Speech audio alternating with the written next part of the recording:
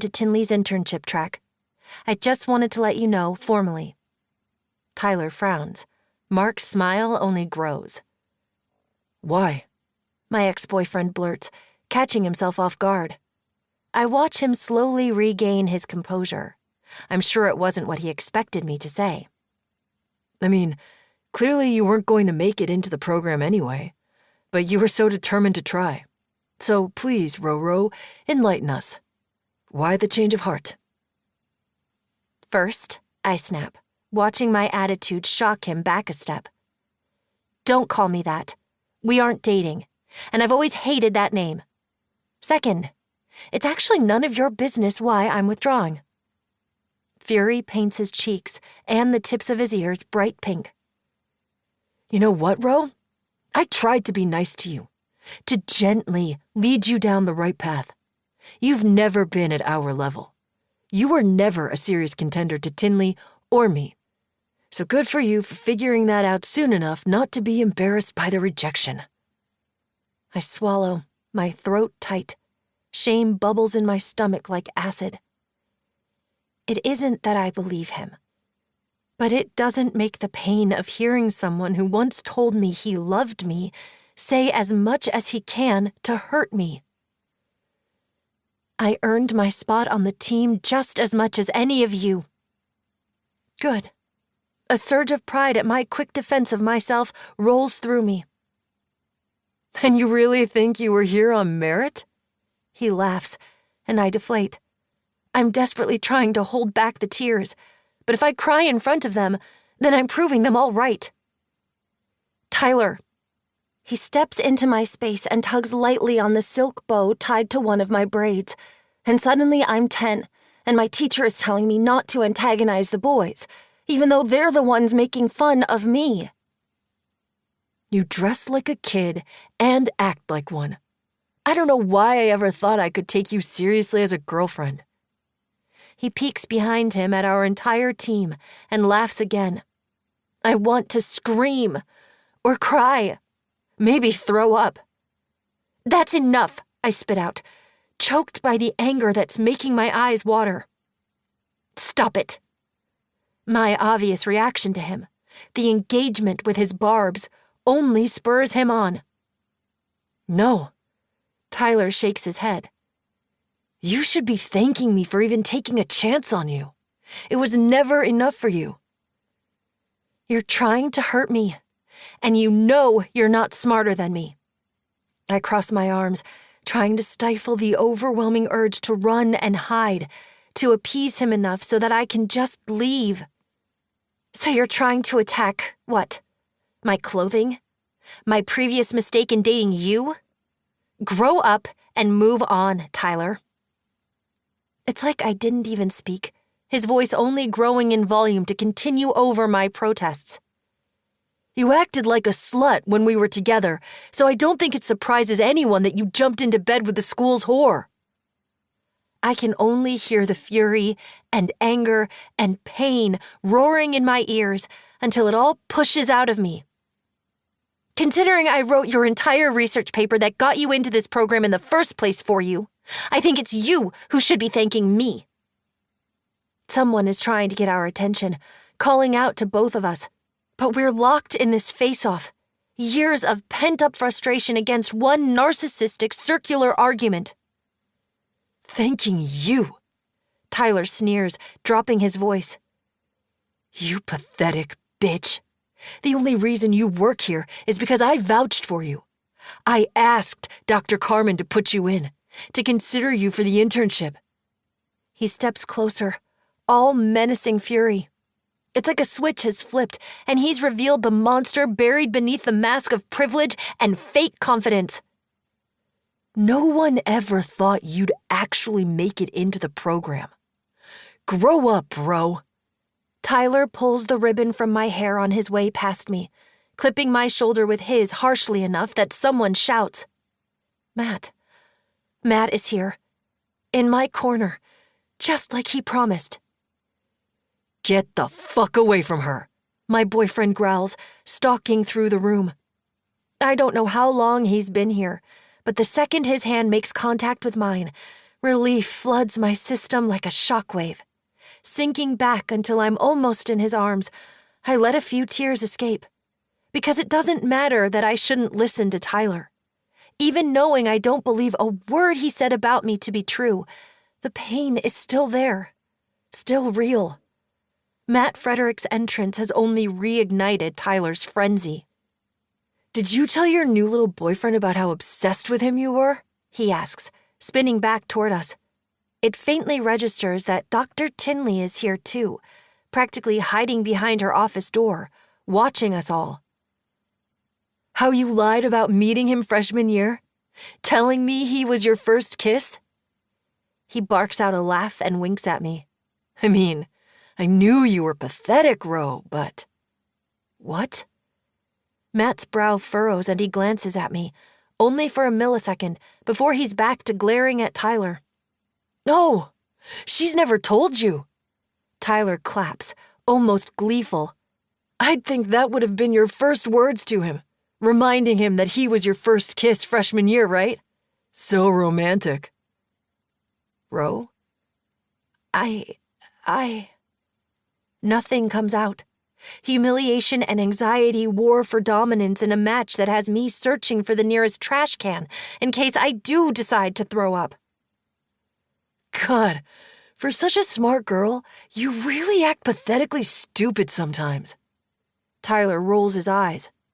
Ro here has had a crush on you since freshman year.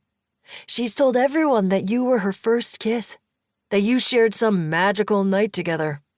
He shakes his head at Matt, as if he's chatting up one of his buddies and not a guy he's relentlessly mocked, a student he insufficiently tutored, and someone he's claimed to hate for years. I thought at first it was to make me jealous. Then she wanted to go to your games all the time. And finally, she begged us to let her tutor you, right after we broke up. Tyler huffs a laugh and tucks his hands into his pockets. Hate to break it to you, Freddie, but she's like a stalker. I mean, we only started dating after I started tutoring you. The room goes quiet, ice cold against my skin that still feels like it's on fire. That's not true. I mean, yes, parts of it are, but I begged not to be Matt's tutor. And I never had any clue that Tyler was tutoring Freddie at all. Terrified to look at Matt, to see the belief or disgust on his face, I close my eyes tightly. Matt, I swear He holds his hand up, stopping the word vomit on my tongue. My cheeks flame hotter, shame eating me from the inside out. Listen to me, Donaldson. You're an asshole. If anyone is pathetic here, it's you. I know you think I'm too stupid to remember exactly how we met, but I haven't taken that many pucks to the head yet. Ro is the best person in this department. She's smart, a genius, really. And you're so threatened by her, you can't stand that you don't have some weird control over her. But you can't stop her from being better than you anymore. She's not. I'm not done, Donaldson. Matt calmly cuts him off. My dad is just like you. A narcissistic, abusive asshole. And he turned out just as washed up and miserable as I'm sure you will be. Now back off. You love telling everyone else they're stupid, but you're a full-blown idiot. He laughs, eyes dancing as he flicks his gaze to me. You're telling me my girlfriend and I kissed freshman year? That she's been crushing on me since then? While she was dating you? The smile that takes over Matt's face is beaming, his arms stretching out around my shoulders lazily. That's the best thing I've heard all year. Tyler is furious, and my emotions are so jumbled I feel a little nauseous, leaning into Matt's body for support. Now, Princess.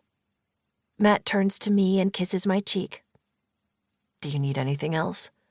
Anything you want to say before we leave? I shake my head, eyes wide and wonder-filled as I gaze up at him. Great. He walks to my desk, leaving everyone else frozen in shock as he grabs my bag and anything off my desk, setting it all inside and zipping up the sage green backpack with a ribbon still hanging off it. Sliding it onto his back without a second thought, he grabs my hand and starts to lead me out. We strut past Tyler first, and my boyfriend leans in to whisper, "Thanks for the info. You can't imagine how good it feels to know that all 5 times you slept with my girlfriend, she was thinking about me." He grabs Tyler's shoulder and jostles him slightly. "Good talk, man. And hey, if you ever talk to her again, I'll kick your ass. For real this time." He ends it with a big, beaming smile, grabbing my hand again as we walk out of the main area, passing by Dr. Tinley's office door on the way. Carmen Tinley is still standing half in, half out, looking a little shell-shocked at the entire outburst. "I'm done, Dr. Tinley," I say, barely restraining my tone. "I quit. Tutoring, TAing, any of it. I want to be dropped from consideration for your cohort in the spring." She clears her throat. "May I ask why?" Her gaze flicks to Matt, and I stand a little taller, wishing I could cover him entirely. "I think you know why." We exit the door in silence, waiting until we've cleared the entire COSAM building and are walking across the greenery of Central Campus before Matt whips around and clasps me in a hug. "I'm so proud of you." Our words are identical, overlapping so perfectly that we dissolve into happy laughter. It feels like a fresh start, a real one this time. I can be whoever I want to be. Chapter 57. Freddie. I finished my last final with a beaming smile on my face. I'm sure I look like an overexcited idiot as I exit the classroom where my extra time private block testing took place. But I can't bring myself to care, because I know I passed. I can feel it in my gut. It's like shooting the game-winning goal. Because not only did I pass, but I have someone rooting for me. And I know I'm going to graduate. Something my dad swore I'd never do. Something my mom wanted. God, I hope I'm making you proud, Mom. I burst through my bedroom door back at the hockey house where Rosalie Sharif sits cross-legged on my bed with a textbook by her curled-up feet, her laptop balanced precariously on her knee. She spots me and nearly drops her computer in her haste to stand up and greet me. "Hey!" I'm grinning like the Joker now. I can feel it. But she knows why. "You passed!" Rose squeals, launching herself into my arms. "Oh, I'm so proud of you, Maddie." She presses the praise into my neck and I spin her around. "I'm proud of me too," I say with a chuckle, setting her back on her feet and fluffing her hair playfully. "How was your meeting?" Ro met with Dr. Cabra, the other professor with an internship track built toward her grad school plan. Something to do with neurological testing and creativity. I'm trying to learn more about it, to understand Ro's work and interests more, but she's so brilliant most of what she says goes right over my head. That, and I'm usually distracted by the urgent need to kiss her or lay her back and to pull more of those little noises from her. Which is exactly how I'd like to celebrate now. "Great," she giggles, dropping back onto the bed. I fall on top of her gently, pushing her shoulders into my mattress. My mouth presses to her neck, hands sinking into her waist. Her hands meet my shoulders, pushing me up off her slightly. "Actually, there is something I want to talk to you about, though." "What?" My stomach drops a little.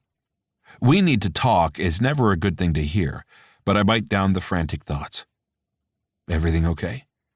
"Yeah, She clears her throat. "I'm going home for Christmas." "Oh," I nod. "Yeah, that's great." "It is great, asshole. Be a little more excited for her. She misses her parents as much as you do. Encourage her to see them."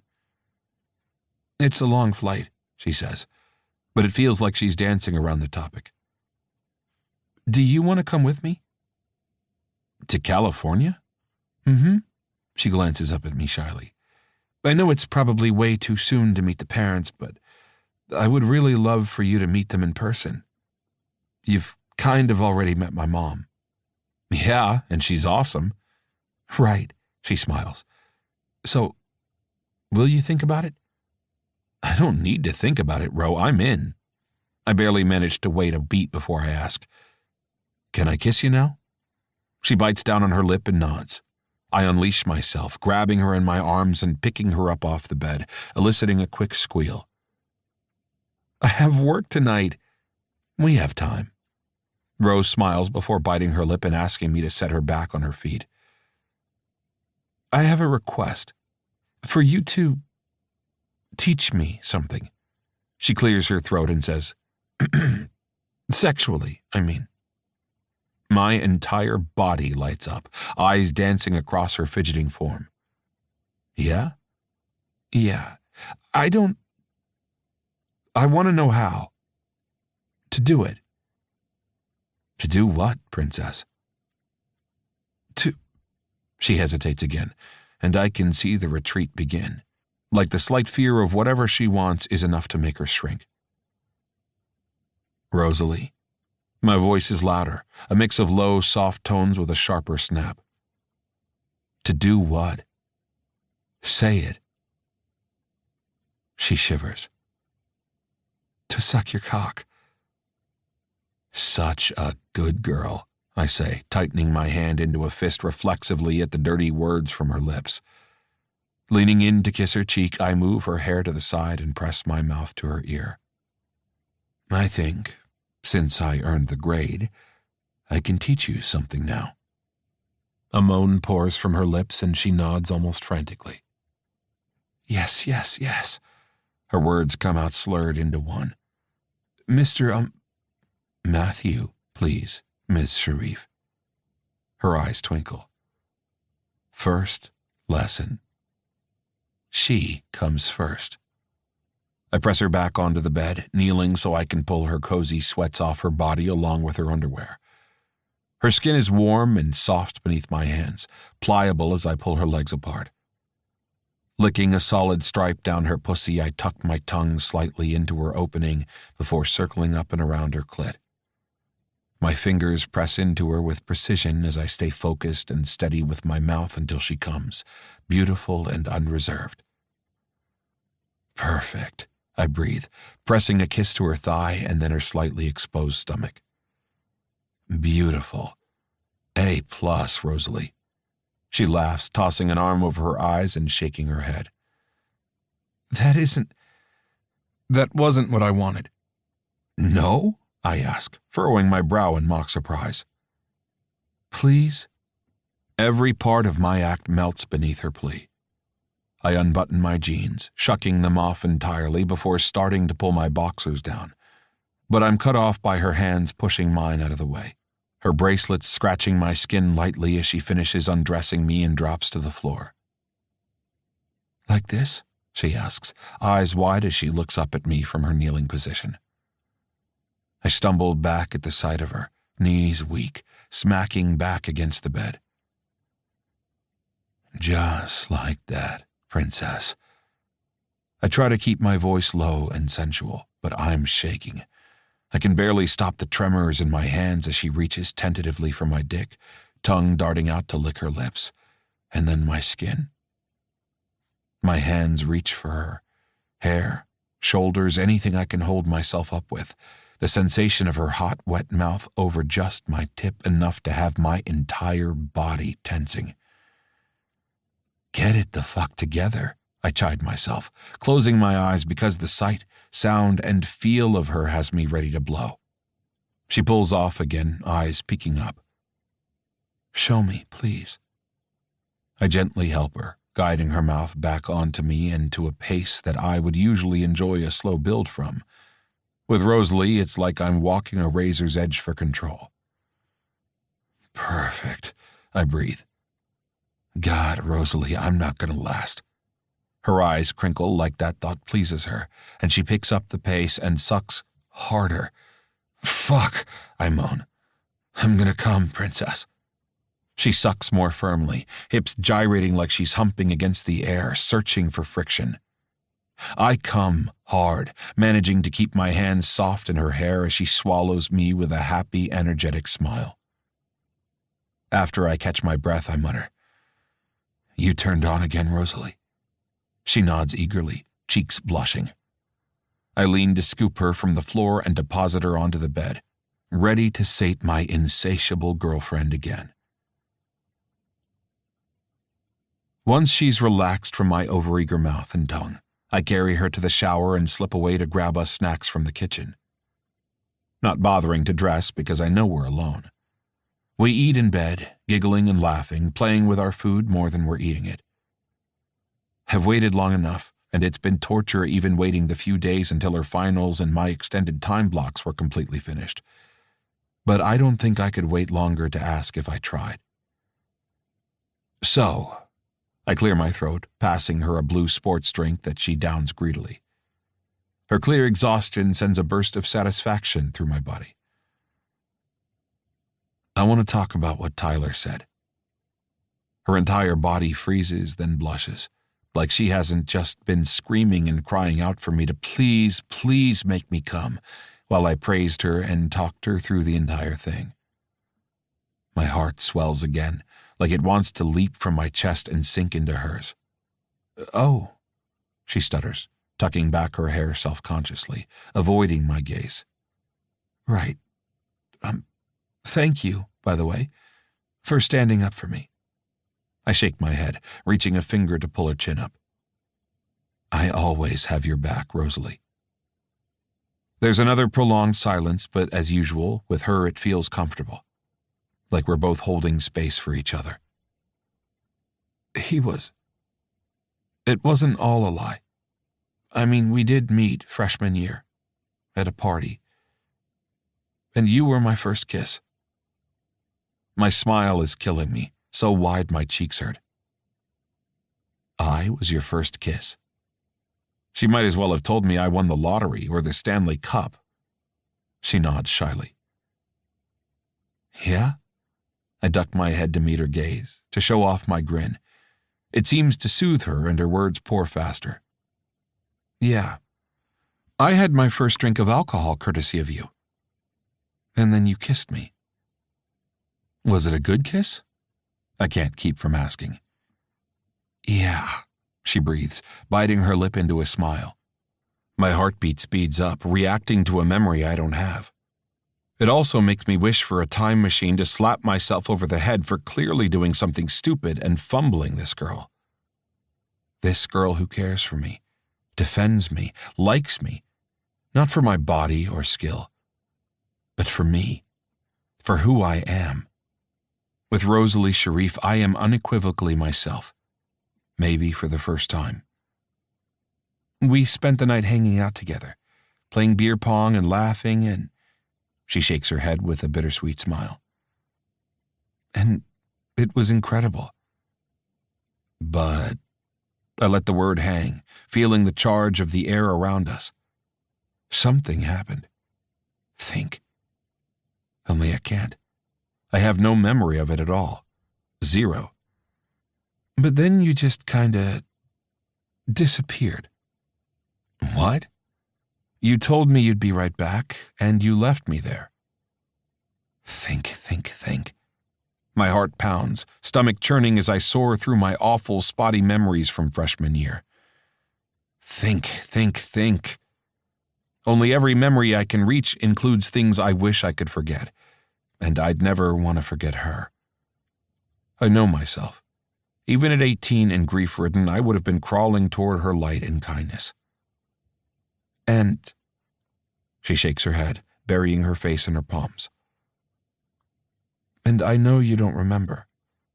It's okay, Do you remember when this was? Freshman year? She nods. It was the weekend before the start of fall semester. My heart drops into my stomach, skin turning cold.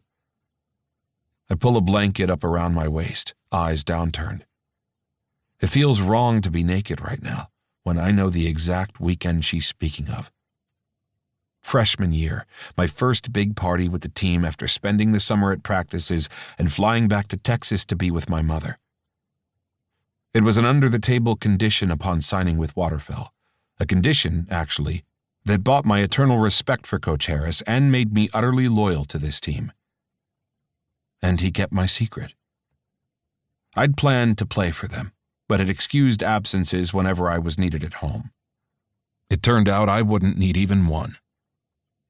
She was gone before the semester started. I search for that memory now. A hazy party scene, not even a clear face of one team member who was with me. And then, a phone call. Shrill and unforgettable. Painful even now. Archer whispering a broken, "Maddie." And then, "I'm so sorry."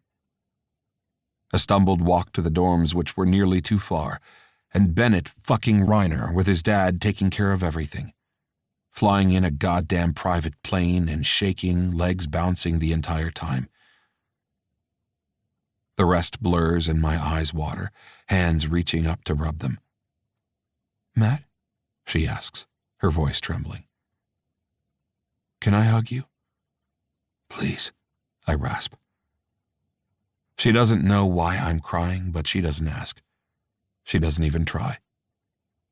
Ro holds me, her long arms winding around my broad shoulders and pulling me closer.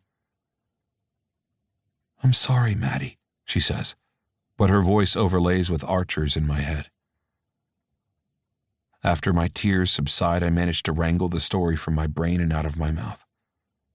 It takes a while and I stutter over a lot of it, but Ro sits patiently, listens, all while keeping my hand in hers.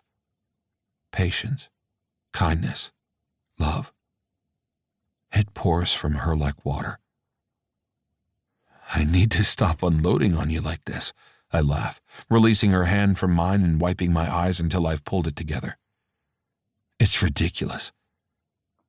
It feels like I'm leeching your strength and love and warmth," I don't say. "And I don't want to be that to you." "No," she says lightly. "I want to be there for you. You've been there for me more times than I can count. And besides, I like this part of a relationship. I think it's healthy, and I haven't had that before." "Me neither." In the quiet of my room, we stare at each other until adoring smiles burst beneath our sparkling, love-struck gazes. It is still and perfect.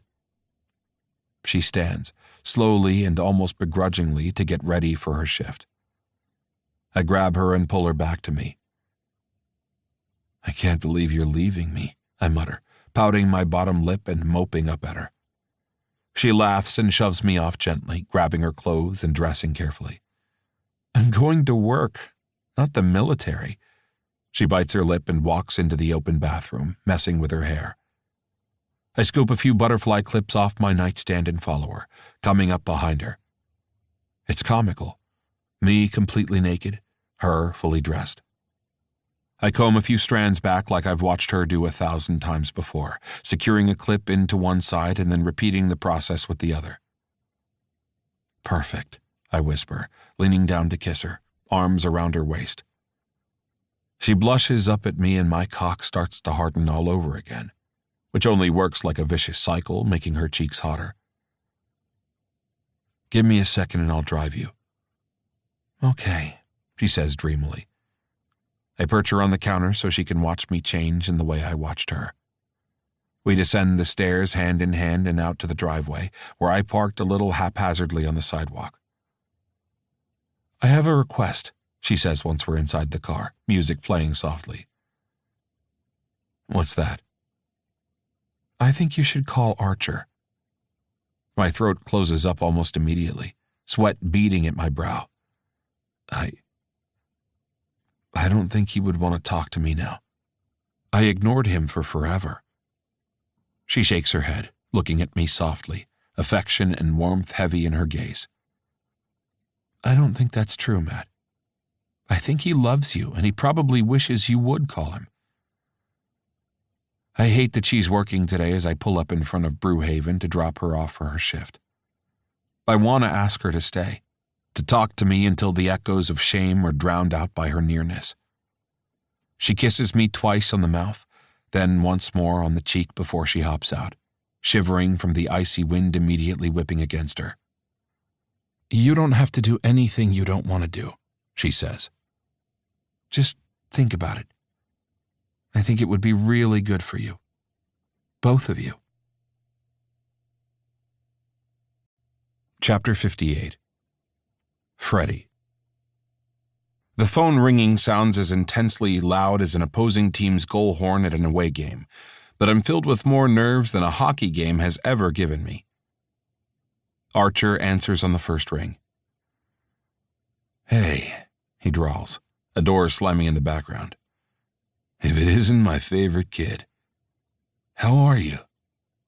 An instant calm washes over me, water bathing a too-dry beach. If it isn't my favorite kid. But his words blend, old voices and new. The memory blares through me like electric shock. Me at 9 years old, a private rink practice with an NHL coach. Saturdays after early skate are my favorites, especially when Coach Ace comes to pick me up because it means I get extra practice time with him.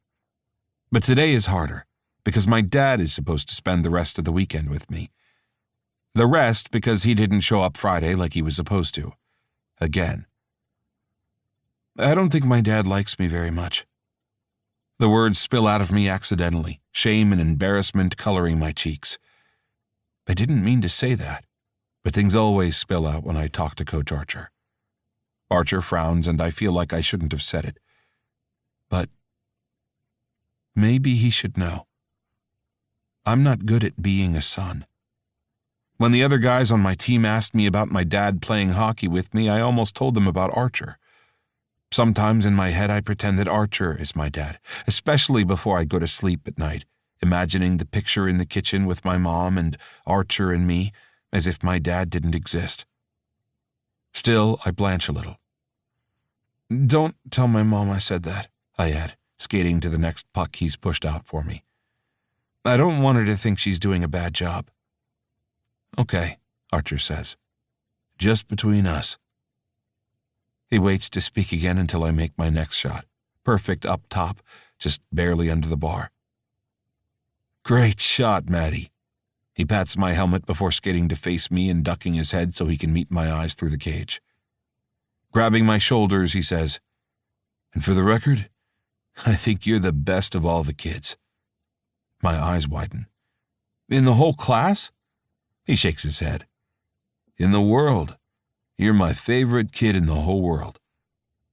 I can't help the smile on my face through the rest of our practice and dinner that night. One that Archer mimics, sitting beside my mom. "Hey," I say, swallowing down the immediate swell of emotions. "I'm okay. I just finished finals, actually." "Yeah? How's that going?" "Good." I nod like he can see me, then feel a little ridiculous and smack myself in the head. It was hard, for a bit. But I got a great tutor and I passed. Like, more than just eligibility. I'm a B student now." "God, that's great to hear, kid. I'm so proud of you." It warms my chest, healing something that's been broken in me for far longer than I can remember.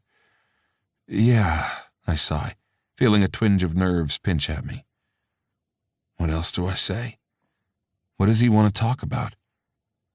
I must feel like a stranger to him now, so I pick the only topic I can, the one thing people like discussing with me. "Hockey is great. We're having a killer season. Reese is back, which I don't know if you watch or keep up with us." "I always keep up with you, Maddie." Rubbing at the slight pulse in my chest, I continue. "Well then, you know Reese got hurt last Frozen 4. And now, actually, the guy that hit him? That Kane kid that was all over the news a few years back? He's on our team. A defenseman on my line. By the way, I am first line now.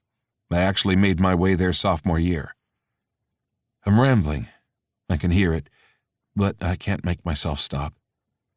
Even still, Archer never interrupts me. Finally managing to trail off, I swallow loudly. "So, Yeah. That's about it. That's about it? Have I ever had a conversation with a human before? That's great, kid. The hockey has always been grand for you, but what about you, Maddie? How are you? Good. I, passed my classes. I definitely already said that. I clear my throat and try again. I had this really great tutor, but she's not my tutor anymore. Oh? Not because of anything bad. She's my girlfriend now, actually. Her name is Ro. Well, it's Rosalie, but she goes by Ro. But she's super smart. Kind of a genius, like Mom.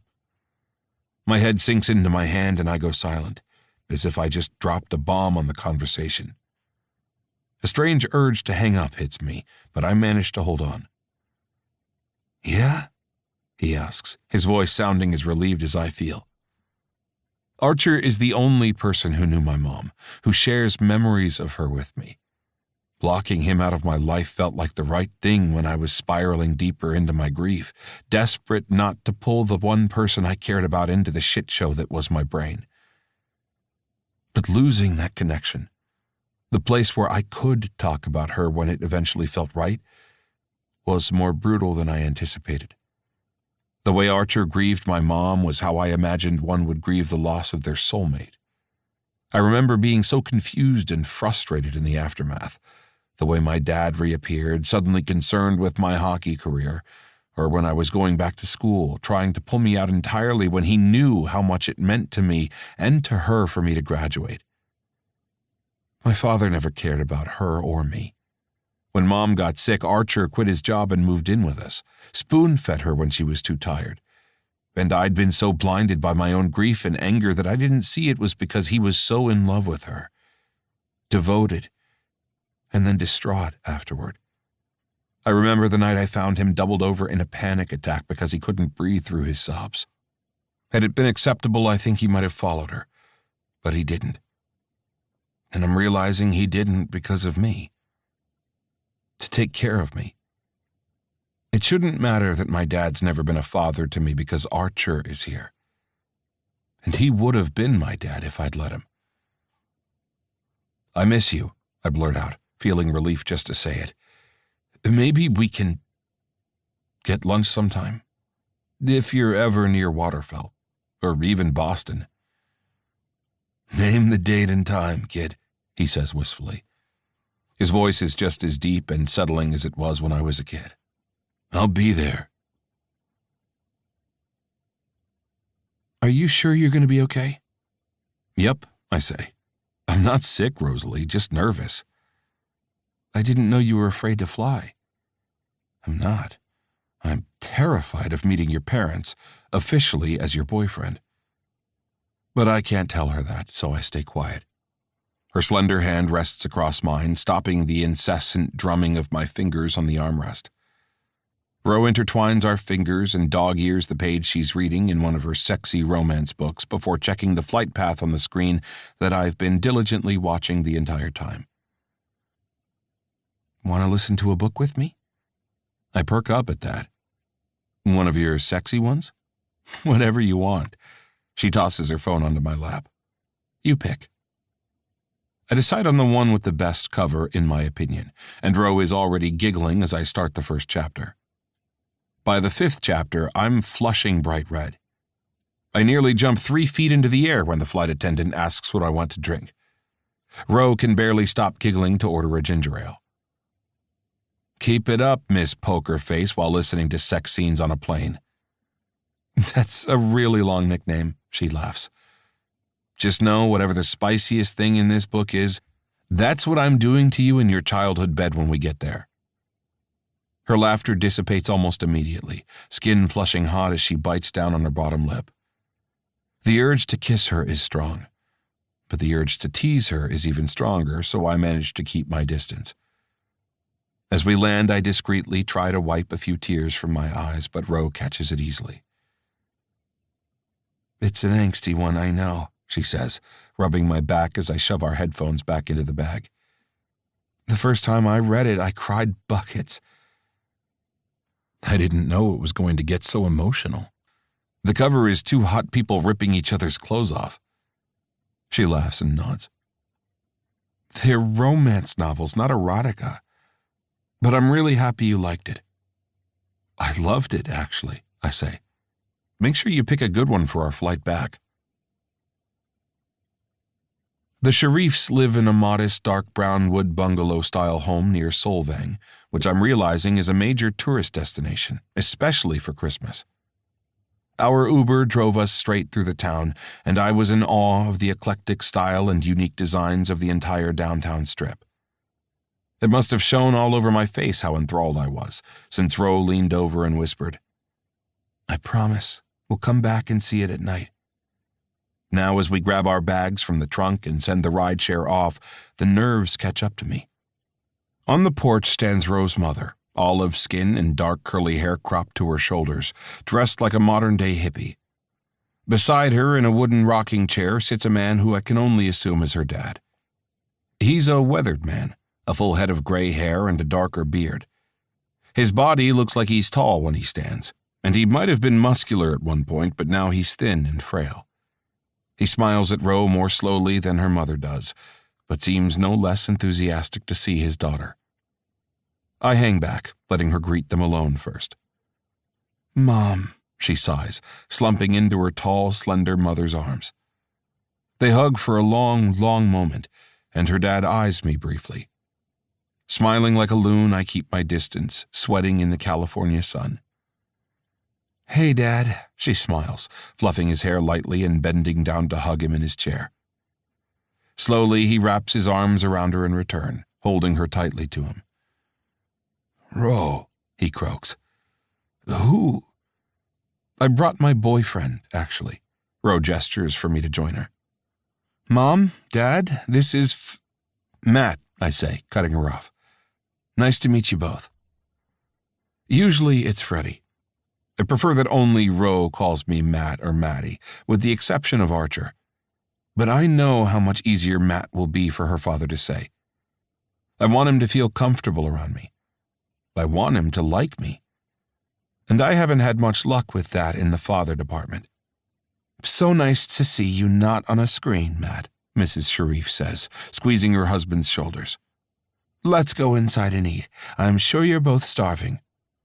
I grab our bags and dump them inside the foyer out of the way, but quickly return where Ro and her mother are helping her dad out of his chair. "I can walk," he says, speech sluggish. "Go ahead," I say to my girlfriend and her mom. "I'll help you in, Mr. Sharif." "Don't need help," Mr. Sharif grumbles while grabbing my arm and using my body like a crutch. I was right. He's tall and grumpy, though that seems to be a trait he's reserved for me. "Where do you want to go? Kitchen table or the couch?" He doesn't speak at first, just eyes me skeptically. "Or I can dump you right back outside and let you start over." His hand grips me tighter, and I think he's angry at first, before I realize he's laughing. He's laughing so hard he's about to fall over, so I wrap my arm around his waist to steady him. "Kitchen," he says, smiling now as we walk slowly into the house together. I settle him in his seat of choice. Ro flutters around him and her mother like she can't quite decide what to do. "Ro said you play hockey?" her mother calls as she continues stirring a large pot on the stove. "Didn't say whether you're any good," her dad huffs, a glint in his eyes. Ro explained to me that sometimes he speaks easily, the words flowing. Other times he struggles to get a one-word response out. "Yes, ma'am. I play hockey for our school, but I'm actually signed to play for Dallas after graduation in the NHL." "Oh, that's amazing," Mrs. Sharif says, reaching for something behind Ro, who stops her and grabs the stack of bowls for her. "Your parents must be so proud." The ache that is permanently etched into my chest throbs a little. Ro walks around the table to stand at my back and squeeze my shoulders. "Yeah, my mom passed a few years ago, but she was very proud of me. It comes easier now, a wave of grief, but there is something beautiful about allowing myself to speak so openly about her. about the loss of her. Rose shifts the conversation away from me, for which I'm grateful.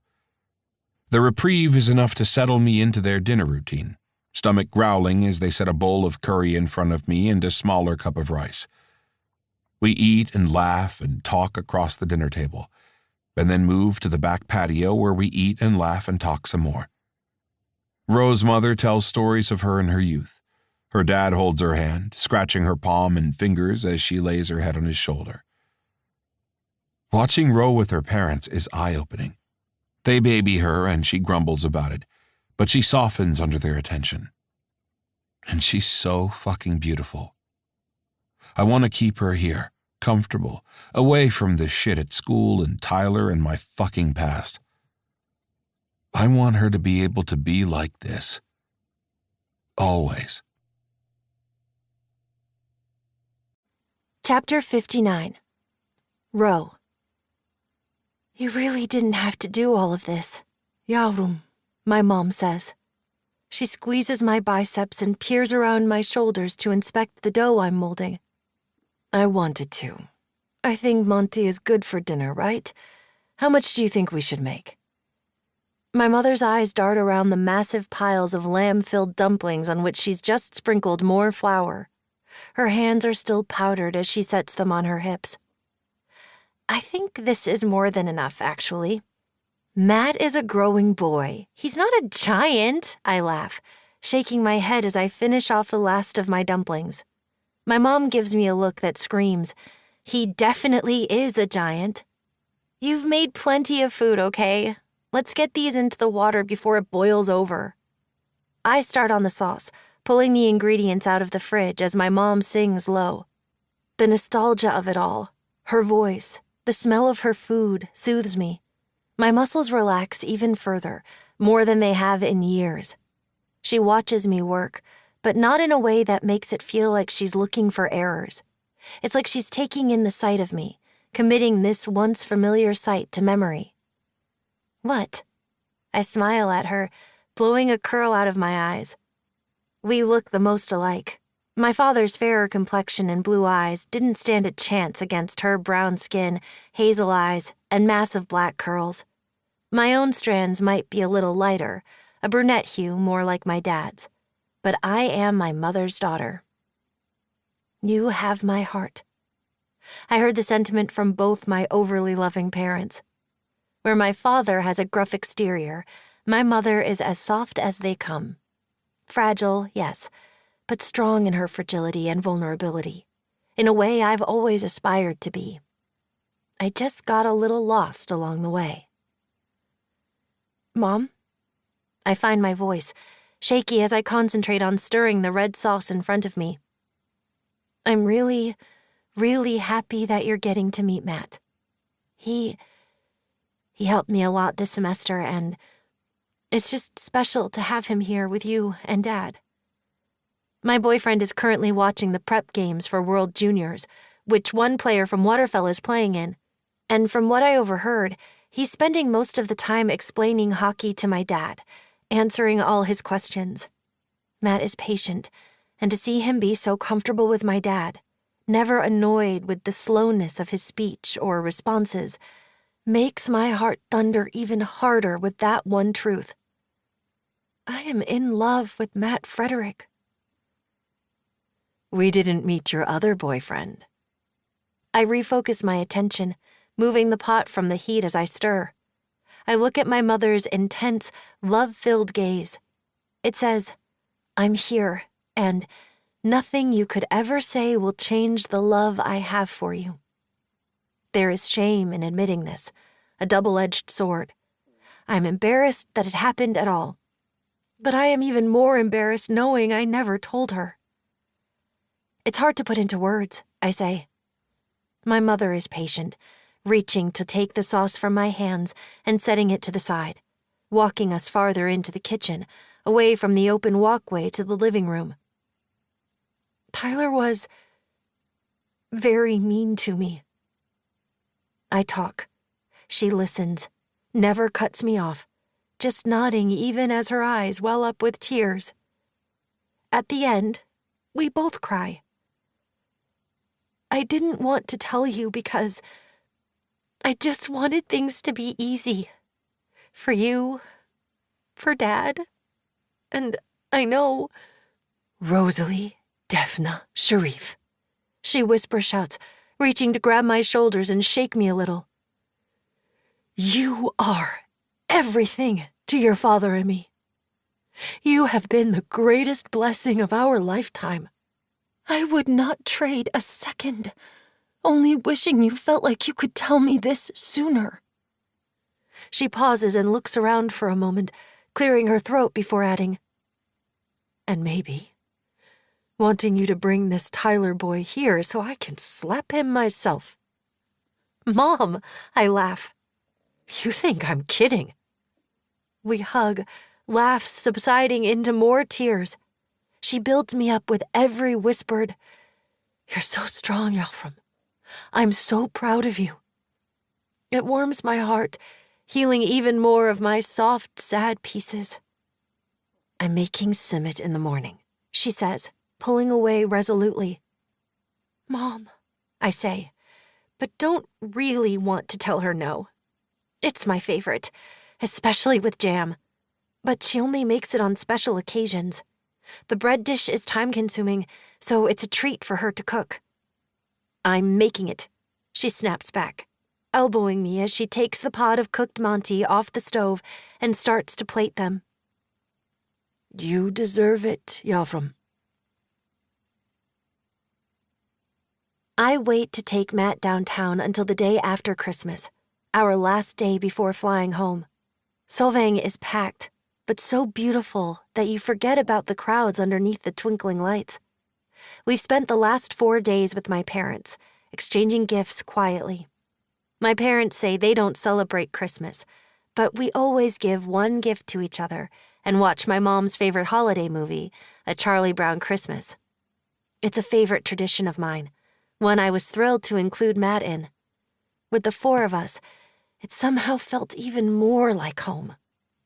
We grabbed Danish treats from one of the multiple bakeries downtown, ordering anything and everything seasonal. Matt dons a Santa hat, tucking red and green reindeer antlers with bells on them into my loose, long curls. Playing tourists in a town I've been to 1,000 times is entirely different. Because it's with him, it feels like the first time, bursting with excitement and endless laughing fits. We take pictures at every stop until I run out of storage on my phone and we switch to his. By nightfall, we down the last of the hot chocolate we've been sipping, trading it for hot mulled wine from a darkened tiki bar on the corner. Matt pays for the jukebox, which is really a requestable streaming service, to play the song from our ice skating adventure over the crackling speakers. Time to check off another one, Rosalie, he says, smacking my backside gently as he hoists me to stand and climb up on top of the bar. But only for a moment. Before we're getting kicked out, my long legs tossed over his shoulder as he carries me out, both of us laughing as we sing, "I Don't Want to Wait Till Christmas," fumbling most of the words. Matt gifted me a crafting service subscription, which lets me try all kind of artsy things I've always wanted to. My gift to him was this mini getaway before our flight home. Just us tonight. He puts me down before stumbling forward with a laugh, turning back to me with his arms stretched out as he keeps singing.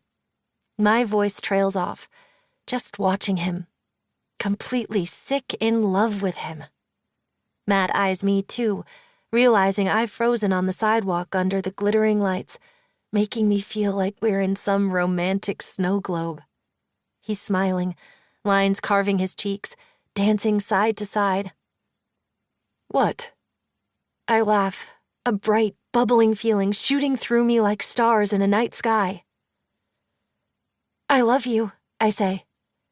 He freezes, a tender smile tentatively spreading, nervous, worried I'll take the words back. Yeah? He asks, disbelieving and wanting in a way that pulls at my chest. Yeah, I say to reassure him, voice strong. And I'm not scared, because it's you. I was terrified that it would be hard to trust someone again, to be this vulnerable, but I bite my lip before the words spill like tipped-over wine. I think falling in love with you is the easiest thing I've ever done. It's his turn to laugh, but his eyes shine, glimmering with tears. A thread of worry worms through my stomach. What? He shakes his head, stepping toward me. Nothing. You said something really similar once. My brows furrow. I did? Yeah. Matt reaches out and takes my waist in his hands. At the party. Back in August. Oh, God, I moan, trying to cover my face with my hands. He nudges them away with his nose. The one where I sang karaoke in your car like a drunk, crazy person? He grins broadly. The one where you called me your celebrity crush. I didn't. And jumped off the shed into the pool to feel something. The words don't make it out this time. I shake my head as my cheeks heat. God, that's so horribly embarrassing. No. He cuts me off with a quick press of his lips to mine. Then another, much slower and softer. Keeping our foreheads pressed together, he continues. I jumped with you, and when we were in the water together, you told me that you thought I'd be really easy to love. My eyes pull from their locked spot between his pecs, meeting the spring green of his intense gaze. I did? Yeah, he breathes. I thought about that a lot, like every day. It's the first time anyone has said anything about me being easily lovable. He tries to joke, but I can see how deeply this affected him, and I want to hug my drunken self for being honest. Oh, is all I manage to say, intoxicated by him in this moment. We kiss, gentle, almost tentative, and it still leaves us both breathless. And if it wasn't clear, I love you too, he says. I think I've loved you for a long time. When we get to the hotel room, he presses me into the mattress, and I preen under his ministrations. We undress each other in slow, languid movements. Every time we're together now, intimate, it's comfortable. Matt so completely commands all of my attention, he banishes the threat of self-destructive, painful thoughts of before. He kneels on the hardwood floor, pulling my knees over his broad shoulders as he kisses my thighs, teasing me and avoiding the place that aches for him until I plead breathlessly. I can barely get the words from my lips before his tongue is firm and insistent over my clit. My orgasms are so heady, I barely notice how loud or intense I become vocally. But it pleases Matt, pulling throaty moans and, "That's it, princess. Let me hear you," from his mouth, over and over as I turn to liquid in his hands. He moves over me languidly, mouth shining with my release as he grins and lowers to his forearms.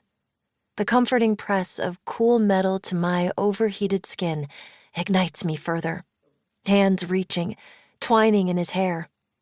Beneath the intensity this time, there's an inherent softness. It's always been there, in the corner of the room as we explored each other's bodies. But now, with the weight of shared I love yous, it seeps into every movement, every touch. Matt is so much more than his body, more than sex. But he has always shown love physically, and I can feel it with every press of his skin to mine, every lingering kiss, the catch in his breath as he slides into me. Our mouths nearly touch, but we don't kiss, sharing breath. The scent of warm mulled wine heavy in the air as we pant and he pulls another orgasm from me. His pace is slow, the feel of him dripping like syrup over my skin. I want to feel this way forever, keep him clutched between my thighs, holding still as I chase my own release, riding every wave. You feel so good, I moan, watching as the praise ignites him. God, Matt, please, baby. More, more, more, I slur, head tossing back. Matt's hips pick up the pace, the slow intimacy melting into a light, frantic energy as he gets closer. Come for me, I say it this time. He comes, moaning my name. I press kisses into his neck and jaw. He returns them, his lips meeting the sweat-damp skin of my hairline before he meets my eyes. We gaze wonderstruck at each other, silently asking one another, "Are you real?" I love you, Rosalie. He breathes, grinning broadly, smile lines cutting his cheeks sharply. God, it feels so good to say that. I love you, Maddie, I whisper, tucking my fingers into the gold chain and looping it around. He curls down to me, nose to nose, both of us smiling still, even as we kiss, teeth nearly clacking. Joy bubbles under my skin like champagne. This, with him, forever. It's the best thing I've ever felt, and it's love, and it's real. Chapter 60. Freddie. We spent New Year's Eve kissing under Rosalie's floral pastel sheets and the twinkling lights hung around her bedroom, saying "I love you" until it wore out on our tongues. It never does. Our first hockey practice back is always earlier than the start of the semester, so I needed to be in Waterville. Now we're a week into the new semester, preparing for the first game of the new year. Ro and Sadie are both downstairs in the hockey house, decked in their now signature jackets, our numbers painted on their cheeks, as Reese, Bennett, and I descend the stairs with our bags in tow. "What's this, Gray?" my captain says, a smirk evident in his tone. When Ro and Sadie indulged in a girls' night last week, Reese spent the evening with me, sans Bennett. We grabbed burgers from our favorite local spot and he told me everything. His struggles after the hit last spring, his PTSD and night terrors, going to therapy, all of it. And then, after several tight hugs, he told me a bit more about his angry figure skater girlfriend and her brothers. "I should apologize to Sadie," I told him, hand to my forehead at the high top. Reese shook his head. "No, I can almost guarantee that response won't be ideal. And she feels just as bad for judging you with Ro." He smiles at me, reaching out a hand to squeeze my arm. "You're both protective people, and I love that about you, Freddie. You and Bennett, I wouldn't have made it through the last 6 months without either of you. I need you, just as much as I need Sadie." Every crack that had formed between us started to mend from there. It didn't hurt that our girlfriends were best friends. "Personal cheerleaders?" Reese asks, crossing his arms. "You wish, hotshot," Sadie snaps at the same time Ro grins and yells, "Yeah!" I laugh openly and jump the last 2 stairs to grab my girlfriend's lanky body up in my arms. I spin her, delighting in her squeal before kissing her forehead as we watch the other couple in the room. Reese mutters to Sadie in Russian, low and sultry, and though I know Sadie doesn't understand the words, she flushes red beneath his attention. "I'm so proud of you," Ro says, pulling my attention. "You're gonna kill it, Maddie." Before we left, Ro tied one of the ribbons from her hair onto my bag. "For good luck," she told me. I'm practically preening, shuffling my bag nearly into the center of the dressing room for the guys to see it, to ask me about it. "It's from my girlfriend," I almost scream when Holden finally asks. I'm made of smiles, every one of them finally real. As I leave the tunnel and step onto the ice for warm-ups, I spot them. Rosalie in her usual spot, but not alone. An entire crew decked in waterfall colors surrounds her. But not just Sadie and the boys. Ro's parents are here. Her dad is bundled up and seated, smiling. Her mom holds up a sign with Ro that says "I love 27," with hearts and stars doodled all over it. And on Ro's left, right at the glass, is Archer. My stomach somersaults, memories swirling. Archer at my games. Archer and my mom at my games together, shouting at the refs and cheering me on. I shake my head, realizing I'm standing just off the ice, blocking everyone's path when Reese gently pushes me aside. "You good?" he asks. "Yeah," I smile. "Just surprised." "I like the fan club over there." My captain slaps my helmet and shakes me. "No one deserves it more, Freddie. Let's go win a hockey game." I'm playing the game of my life, barely into the second period. Sweat soaks my uniform, hair wet as I readjust my cage and hop the boards for another face-off. Reese wins it easily. He's nearly perfect on face-off wins, shooting it to me quickly. I pass it back to my captain, but one of the opposing players scoops it away. I hard stop on my skates, shaking my head and trying not to get too caught up in the anger. I can't help but flick my eyes toward Archer, seeing his concentrated gaze on me. Always on me. "You got this, kid," he shouts when I get close enough to hear. It pumps in my blood like a shot of pure adrenaline. "You've got this." One of the guys on the other team makes a bad pass and it bounces off his defenseman's boot, swinging right toward me. I check my placement. There's no one around me, most in the middle of a change. So I take it, racing toward the net on a breakaway. I can hear the screaming ratcheting up to immeasurable levels, only spurring me forward. My shot is a goddamn beauty, soaring in glove side high. Cheers erupt from all around as my entire line excitedly slams into me, but I'm looking at them. Archer, arms around my girlfriend in a hug as they jump up and down and scream for me. They're here for me. My family. Is this how it feels for Reese when his parents show up? For Bennett with Adam Reiner in the stands? I can't imagine they're riding this kind of high every game. And God, is it a high, having the support of people I love, people who love me, cheering me on at the game I love, and the sport I'm fucking incredible at. It's the best game I've had, and I owe it all to the girl I love. We win. I score my first hat trick of the season, racking up points. My third goal is on the side where Archer sits, and I slam face first into the glass like I can hug him through it. It's a highlight reel night. The boys award me the trophy, a frayed rope of nets cut and tied together, a sacred tradition for the Wolves. I can barely speak because I'm too excited to see my family. I give a quick speech, showering and changing out faster than I ever have before. My whole body is tense and twitching, thrumming with energy as I dismiss myself and head through the exit where friends and family and fans wait for us to leave the arena. It's early enough that there are only a few lingering nearby, but I bypass them, eyes flicking around until I spot him. Archer, hands tucked into the pockets of his jeans, standing down a little hallway, away from the commotion of the crowds exiting.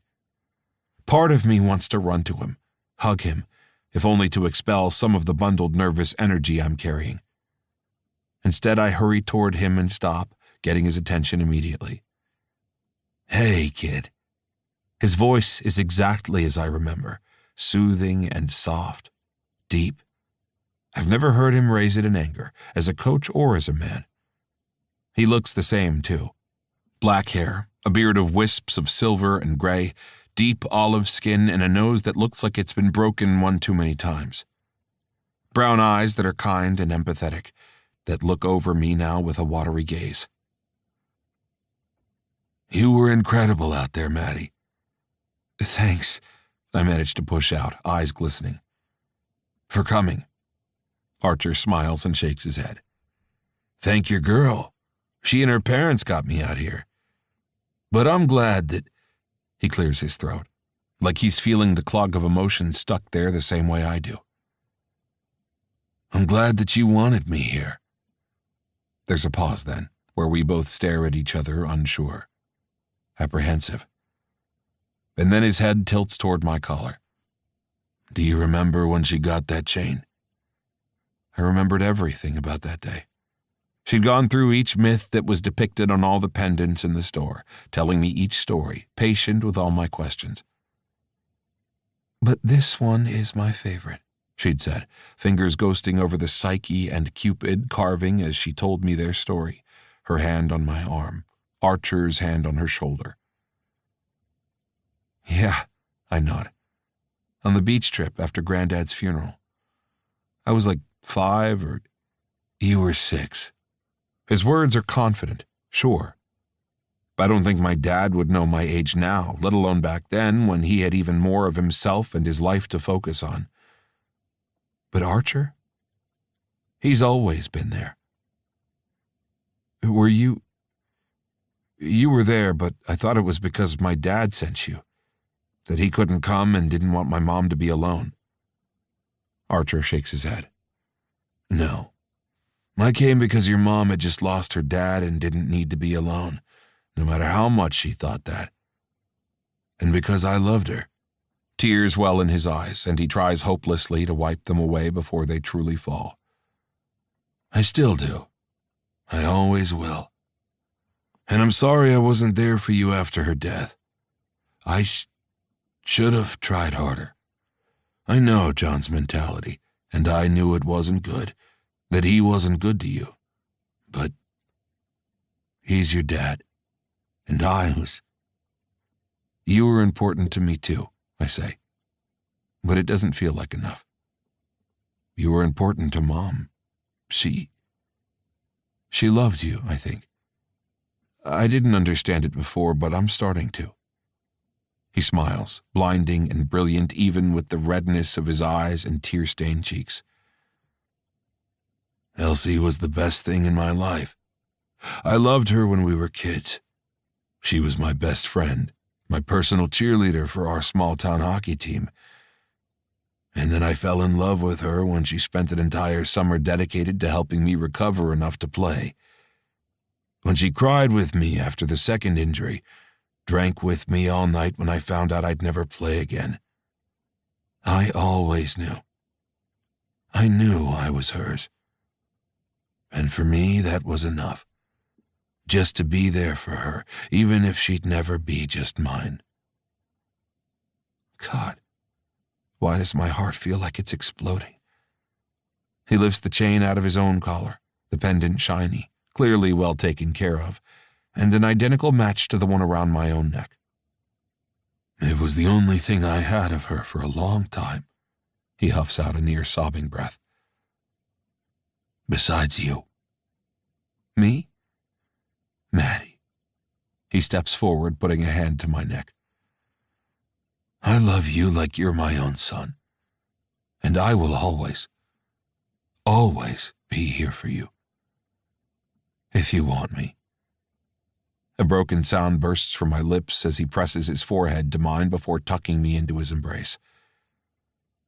"Cut yourself some slack," I mumble into his embrace. "I wasn't doing that great either. I did some stupid shit freshman year." He pulls away. "Yeah, well, at least you kept it together at her service." My brow wrinkles. "What do you mean? You were like a freaking statue while I cried my eyes out." Archer nearly chokes on a laugh. "Maddie, I nearly tried to murder your father when he showed up to the funeral. We got into a fight in the hallway until a few guys pulled us apart." A shock of laughter bursts from me, and we stare at each other. I don't look like Archer, but right now it feels like I do. Watery eyes and happy, sad smiles to match. I hug him again and he lets me. That's better than any goal. Chapter 61. February. Row. Jump Rope Gazers by the Beths plays from the Bluetooth speaker. A light humming sounds, enough that my eyes snap up to where Matt is sprawled lazily, as if he just woke up from a nap and is not mid-study session. His skin glows under the lamps and string lights glittering around my room. He looks larger than life on my twin-size bed. He's so beautiful, it hurts. "Are you singing?" He smirks. "You play this one a lot." "It makes me think of you." Matt pays attention. He knows the lyrics, what I'm really saying. Yeah? He smiles. Me too. I laugh lightly, eyes tracking him as he stands and walks toward me. He looms over me as he settles his palms on my desk, effectively caging me in his arms. You're supposed to be studying, I chide him, but my voice shakes. I'm not his tutor this semester, and his course load is fairly easy, but we prefer studying together. Prefer being together as much as we can. Matt hums deeply, his face pressing to mine so I can feel his skin, before his nose skims the exposed skin of my shoulder, up my neck to my ear. I was, but you're distracting me. Oh? It might as well be a moan, and my cheeks heat from the embarrassment of how well he knows my body. He's barely touched me, and I'm already keyed up. Yes. You chew on your pencils. And that's distracting. It is when I can't stop staring at your mouth. His hands are creeping under my sweater, onto the bare skin of my stomach, playing with the waistband on my sweatpants before reaching over to pull open the closed panels on my vintage desk vanity mirror. Oh, I breathe. Do you know how much you tortured me last semester? How often I had to go home before my practices, barely making it to the rink, because I needed to jack off after watching your mouth as you chewed on that fucking pencil during our tutoring sessions? Another whimper escapes from my throat as I desperately bite down on my lip to smother my sounds. He tisks, retracting his hands from where they'd started to graze over my lace panties and using his warm thumb to pull my lip from my teeth.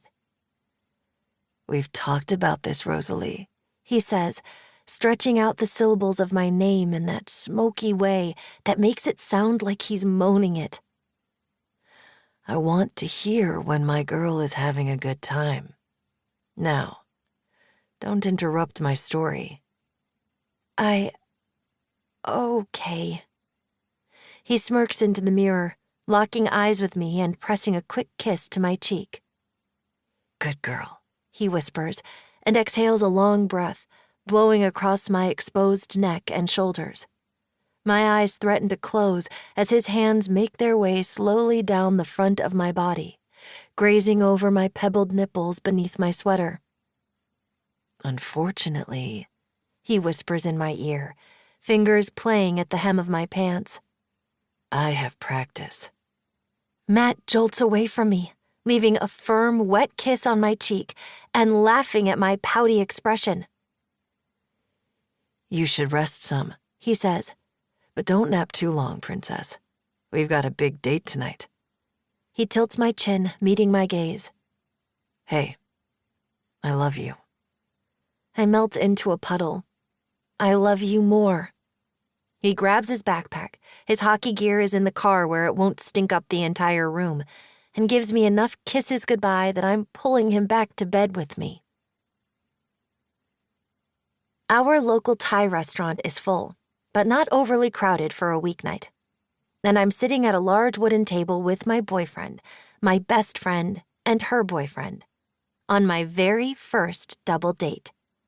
A smile has taken up permanent residence across my face, full and glimmering, because my joy feels so massive and uncontainable, I might burst with it all. It's like a movie. Sadie looks a bit ridiculous next to us at the same chair height, tiny compared to our lengthier upper bodies. She swipes her drink and nurses it, dark red lips leaving an imprint on the straw. Meanwhile, her boyfriend relaxes back, just watching her like she might disappear, completely taken with her every huff or movement. Weren't you supposed to graduate early and be gone already? Matt asks Sadie, setting his arm over my chair. Weren't you supposed to keep your dick out of my best friend? Reese shakes his head, but quietly observes the snippy argument between them, only reaching forward to kiss Sadie's temple or take a sip of his ice water. I would be worried, but I've realized this is what Matt and Sadie's friendship will be, sharp barbs and snippy comments. Matt with a smirk, Sadie with a scowl. Touché. He nods, leaning forward to take a sip of his fruity margarita. But can you blame me? Look at her. I blush as Matt pinches my cheek and points to me like a piece of artwork on a museum wall. Sadie's stern frown slips into a gentle smile. Secretly romantic underneath her tough exterior, she's happy to see us together. And I'm happy we're all together. It's almost surreal, if I think back to last year in comparison. My roommate barely hanging on by a thread, hurting and angry, now happy and loved and taken care of by someone who loves her. My misery at a job where every person I worked with openly hated me or treated me differently. Now, I'm learning from the top-performing professor in our department with a direct line to 2 of my top grad schools, studying the topic I wanted all along. My desperation to be good enough for a boy who didn't love me, who didn't deserve it, now replaced with the gentle surety that I am wholly and completely adored by Maddie. I am so thankful for all of it. Matt now calls my parents more than I do. He has lunch with Archer once a month, sometimes more, if his schedule isn't insane. We do a date night every other week, but we're both understanding when plans change. Being with him is easy. Loving him is even easier. Sadie and I are going to try to go into Boston next weekend, since we're off on Saturday. Do you 2 want to come? Reese asks, settling a hand over the back of Sadie's neck. Matt sighs a little and shakes his head. I told Archer I could spend the day with him. He turns to me, pulling my chair closer to him so our knees knock. You should go, though. Oh, I shake my head. No, I don't have to, really. Come on, princess. You can spend the day with your best friend. I trust Reese and Bennett to take care of you. It'll be safe. Trust. Concern. But only for my safety and comfort. Sometimes it feels surreal, but I have to remind myself that this is normal. This is a good relationship, how it's supposed to be. And Matt leans in, pressing a quick kiss to my cheek. I'll come up right after. We can spend Saturday night and Sunday together, okay? Don't cut your time with Archer short. Never. It'll be perfect. It already is. Epilogue. 5 years later. Freddie. You're gonna be late. I'm not gonna be late, Mrs. Sharif, I promise. You are, she moans, tinny through the speaker. I can feel it. I quietly chuckle a little as I grab a program from the man at the door who eyes the phone at my ear like it's some type of vermin I grabbed off the street. I've got to go. I'm here. Matt, see, I told you I wouldn't be late. She sighs heavily, her voice trembling slightly. I feel like a horrible mother for not being there. Hush with that, I say. You need to be there for Daniel. Besides, I'll be sure to film the whole thing, okay? Daniel Sharif's condition took a turn for the worse in the year after graduation, a second stroke leaving him nearly completely bedridden. I was in talks with a contractor on building them a 1-story house closer to Dallas, but Daniel all but chewed my head off at the suggestion. So we're still negotiating. Still, I know Rose's mother and father both feel awful about missing out on her graduation today. Fortunately, it's being live-streamed, and I spent most of last night's flight home using the Wi-Fi to make sure they could find and load the page to watch. Okay, Oğlum. My son. She's called me that since long before we married. Call me after. I agree quickly before hanging up and switching my phone to Do Not Disturb. I spot Archer near the front, knowing he probably showed up as early as they'd let him to grab good seats. He waves to me using the soft little baby hand currently grasped his wrist. Shuffling into the center of the row, I smile warmly at the sight of Archer holding baby Elsie, the sweetest, most darling girl I've ever seen. The cutest baby in the entire world. If Ro would let me enter her in competitions, I'd have a trophy to prove it. "How's my girl?" I ask, taking her from him to rub my nose on her plump cheek, absorbing the new baby smell. "Excited to see her daddy," Archer grins, petting her hair. He turns to the giant diaper bag he always totes around and pulls out a little beanie for her pretty curls. "But it's freezing in here, so put this on her." Talk about a mama bear. That's been Archer since the hospital.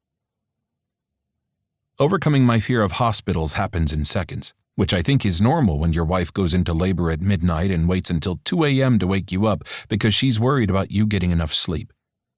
Terror really makes the body react.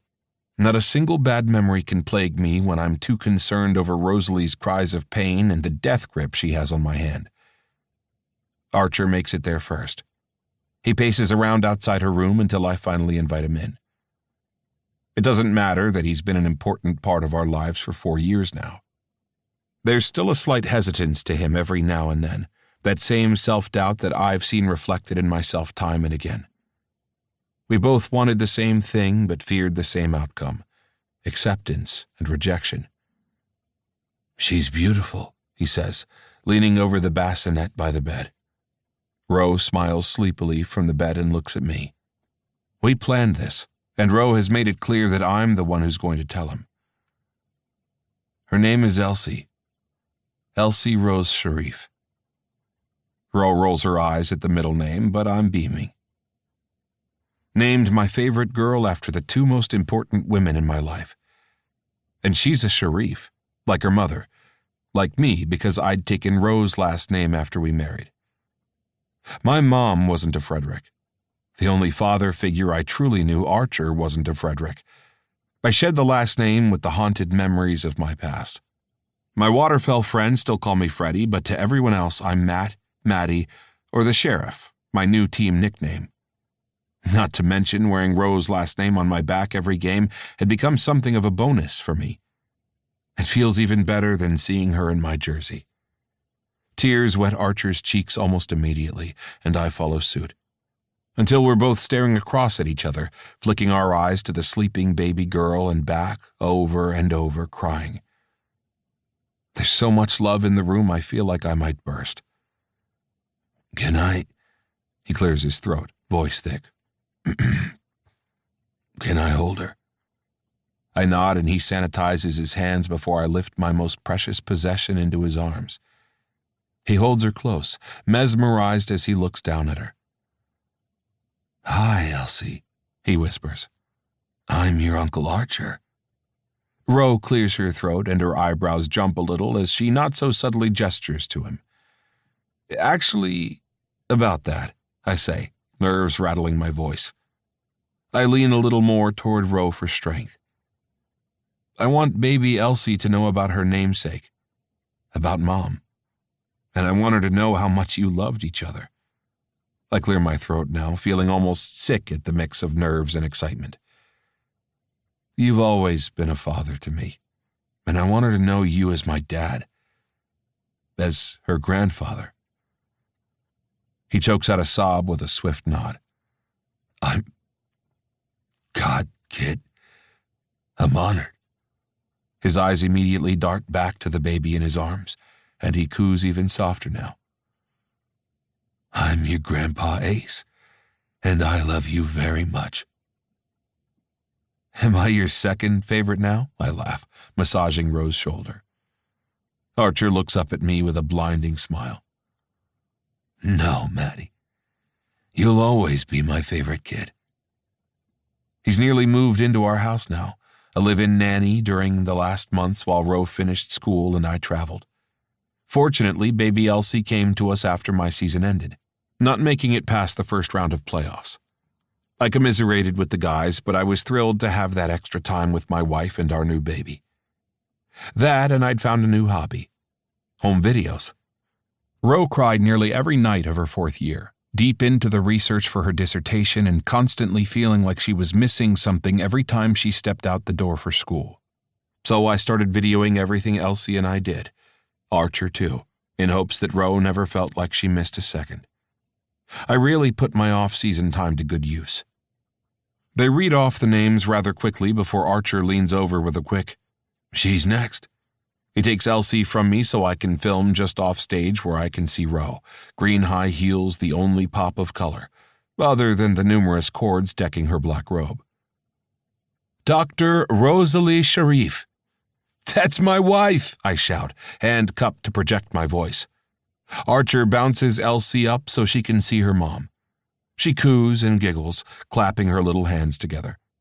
I film one-handed and shoot a thumbs up to Ro as her professor settles the hood on her shoulders. It jostles the funky cap nearly off her head, but Ro puts a hand on the cap to hold it and returns my thumbs up with one of her own. Her smile is dazzling.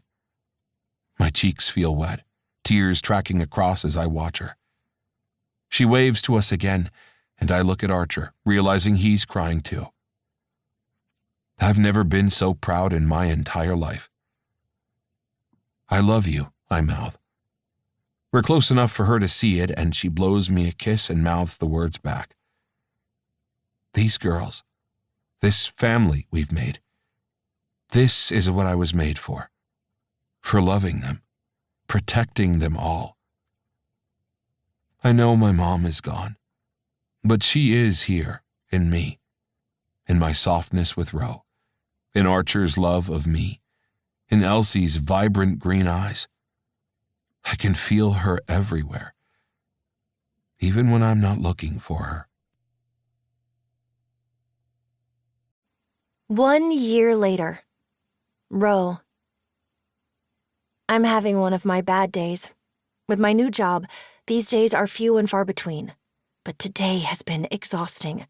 I've gotten sick too many times today, until the professor I currently work with finally sent me home. Tears burn my eyes as I sit in the car inside the garage, so I open my phone and flip through the videos in my Life with Elsie folder of all Matt and Elsie's videos together. Hey, Mama.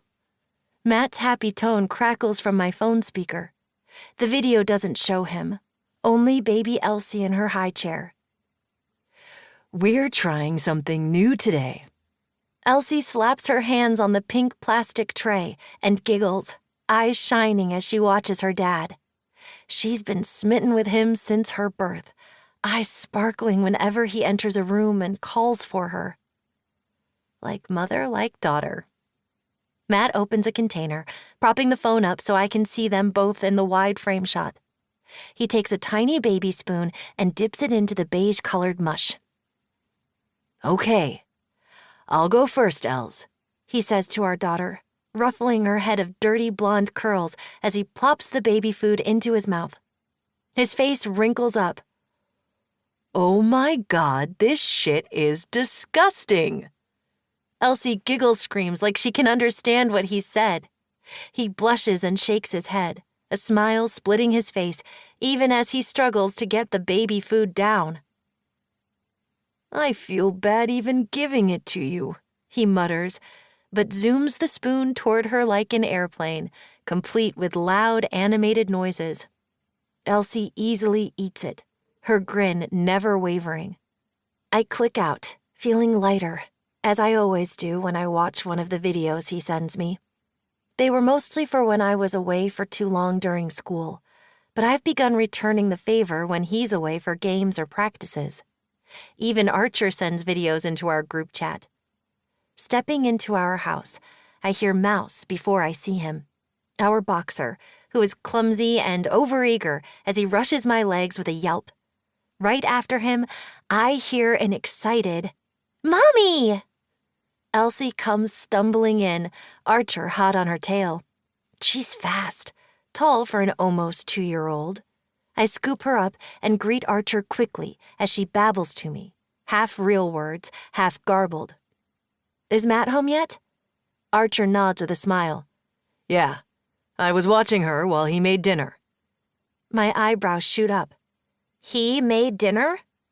At this, Archer blushes and shrugs before kissing my cheek and then Elsie's. I'll see you guys later. Bye, Grandpa Ace, Elsie shouts, waving as he leaves. He doesn't have to go far. When we built the house, we had a father-in-law suite built across from the garage, so we all have privacy, but he's always here. My dad finally agreed to Matt's offer to build them a one-story home that would make it easier for them to continue to live independently, but in Dallas, where they could be closer to me, and closer to the medical research facility I work for. I don't anticipate some major breakthrough that can heal my dad. I'm thankful he's here, that he's happy, and that they both get to see us as much as possible. Pictures line the walls.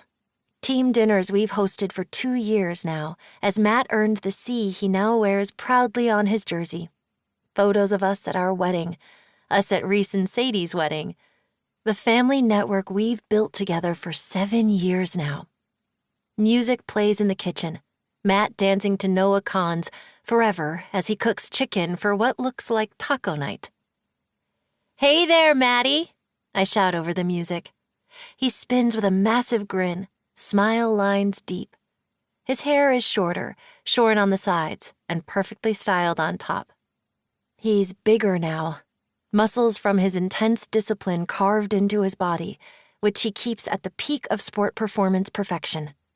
His eyes wear the wrinkles of constant smiles, his skin tan from swimming in the pool with our daughter, his arms thick and warm as they wrap around us both. "Princess," he says to me, leaning in to kiss my lips before kissing the top of Elsie's head. "And my little mermaid." We both giggle at our respective nicknames. "Elsie," I say, dropping her to her wobbly feet, "can you go get Mouse's toys?" Once our daughter toddles off, where we can still see her, I turn to Matt with watery eyes. He drops the spatula, grabbing my biceps and pulling me a little closer. "Rosalie?" I look up into his emerald eyes, his concern and protective nature bleeding through. This man, who I kissed at 18, who I fell in love with because of his gentle heart, who I've grown beside for the last 7 years of our life, who I love more every day. "I know we had a plan." My voice breaks. "But I'm pregnant again." We'd planned to wait, to enjoy our time with Elsie, and not add to our insanely hectic, though very happy lives. Matt's head tips back and he curses at the ceiling before grabbing me in a tight hug. "God, Ro, I thought something was wrong." He kisses every single spot of my face he can reach, laughing, pure joy in his tone. "We're gonna have a baby?" "We're gonna have another baby," I laugh, tears streaming onto my face to match the ones on his cheeks. "Are you happy?" "More than you know." He looks over at our daughter, who babbles to our dog and plays with him.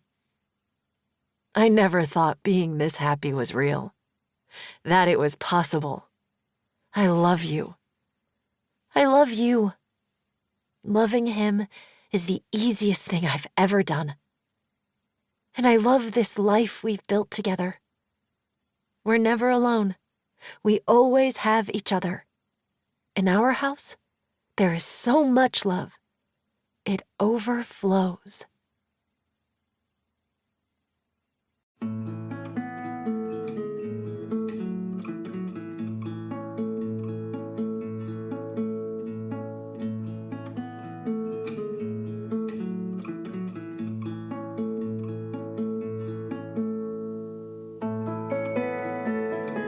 Unloved, a novel, Book 2 of the Undone series, was written by Peyton Corinne and read by Caitlin Elizabeth and Bradley Ford.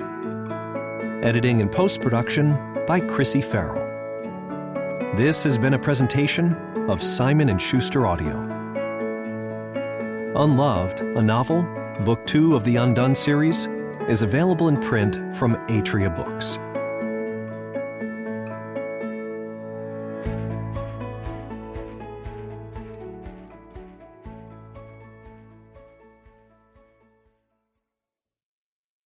Also available from Simon & Schuster Audio, Unsteady, a novel, Book 1 of the Undone series, written by Peyton Corinne and read by Kelsey Navarro Foster and Max Myers.